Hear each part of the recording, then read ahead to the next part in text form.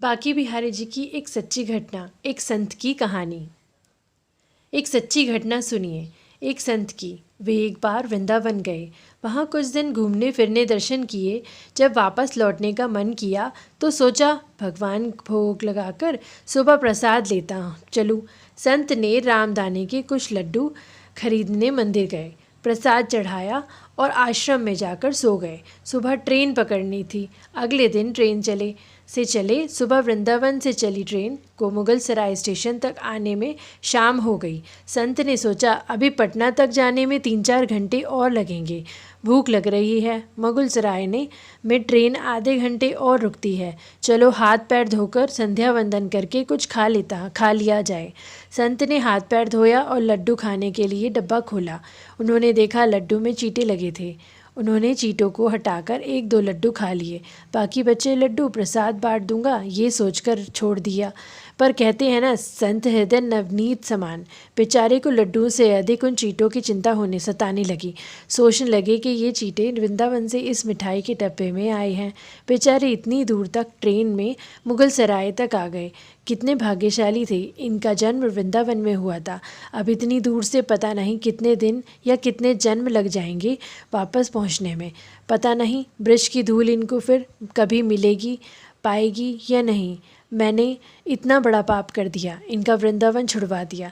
नहीं, मुझे वापस जाना होगा। और संत ने उन चींटों को वापस उसी मिठाई के डब्बे में सावधानी से रखा और वृंदावन की ट्रेन पकड़ ली। उसी मिठाई की दुकान के पास गए, डब्बा धरती पर रखा और हाथ जोड़ लिए। मेरे भाग्य में नहीं थी कि मैं तेरे ब्रज में रह सकूं, तो मुझे कोई अधिकार भी नहीं कि जिसके भाग्य में ब्रज की धूल लिखी है उसे दूर कर सकूं। दुकानदार ने देखा तो आया। महाराज, चींटे लग गए तो कोई बात नहीं, आप दूसरी मिठाई तुलवा लो। संत ने कहा, भैया मिठाई में कोई कमी नहीं थी। इन हाथों से पाप होते होते रह गया, उसी का प्रायश्चित कर रहा हूँ। दुकानदार ने जब सारी बात जानी तो उस संत के पैरों के पास बैठ गया, भावुक हो गया। इधर दुकानदार रो रहा था, उधर संत की आंखें गीली हो रही थी। बात भाव की है। बात उस निर्मल मन की है। बात ब्रज की है। बात मेरे वृंदावन की है। बात मेरी नटवर नागर और उनकी राधा रानी की है। बात मेरे कृष्ण की राजधानी की है। बूझो तो बहुत कुछ है, नहीं तो बस पागलपन है।